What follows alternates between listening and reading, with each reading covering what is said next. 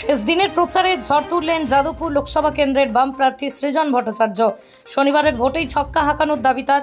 বারুইপুর পৌরসভা 4 ও 5 নম্বর ওয়ার্ডের দলীয় কর্মী সমর্থকদের নিয়ে প্রচারে নামেন তিনি। তার সাথেই ছিলেন পলিট ব্যুরো সদস্য নীলোৎপল বসু। শেষ দিনের প্রচারে বেরিয়ে সৃজন বলেন, মানুষকে মানুষের ভোট দেওয়ার ব্যবস্থা করতে হবে, পুলিশ প্রশাসনকে নিরপেক্ষ থাকতে হবে, মানুষ নিজের ভোট নিজে দিতে পারলে তিনি ছক্কা মারবেন বলেই দাবি সৃজনের। সুজন চক্রবর্তী ও সেলিম জিতবেন বলেই তার দাবি। প্রাক্তন 3 তৃণমূল নেতাকে নিয়ে ঘুরছেন নরেন্দ্র মোদী বলে একই সাথে বিজেপি ও তৃণমূলকে কটাক্ষ করেন তিনি। নরেন্দ্র মোদীকেও সিপিএমকে ভোট দেবেন না বলতে দেখা গিয়েছে। তৃণমূল ও বিজেপি সেটিং করে চলছে বলেই তার অভিযোগ।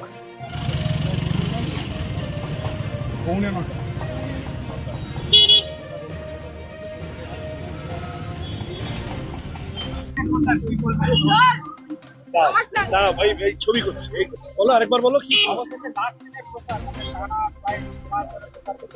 মানুষকে নিজের ভোট নিজে দিতে হবে, তার বন্দোবস্ত করতে হবে প্রশাসনকে।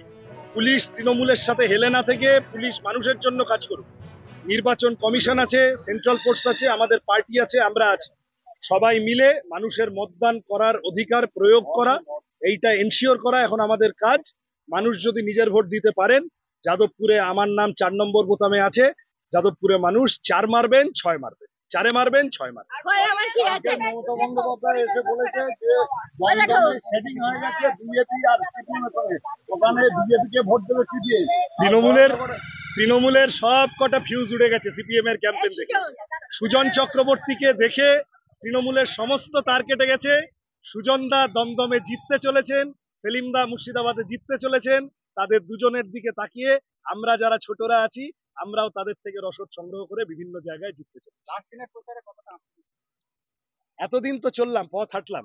যখন শুরু করেছিলাম কেউ কেউ ছিল, মাঝপথে অনেক লোক জুটে গেল, আর আজকে ক্যাম্পেইনের শেষ দিনে দেখতে পাচ্ছি গোটা যাদবপুর আমাদের সাথে হাঁটছে।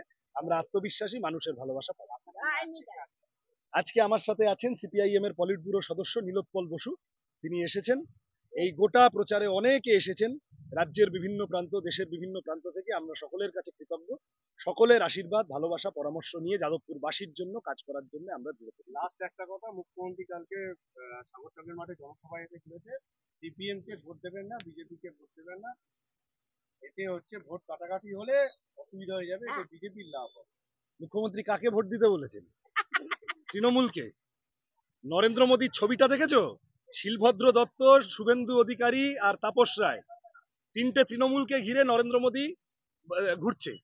এখন নরেন্দ্র মোদী নেমেছে এই বলতে যে সিপিএম কে ভোট দেবেন না, আর মমতা ব্যানার্জি তার রিটার্ন গিফট হিসেবে বলেছে আমি 1 তারিখ ইন্ডিয়া জোটের মিটিং এ যাব না। তাহলে দুজনের জন্য ক্যাম্পেইন করতে নেমেছে, মাঝখান থেকে গোল করে লাল ঝান্ডা বেরিয়ে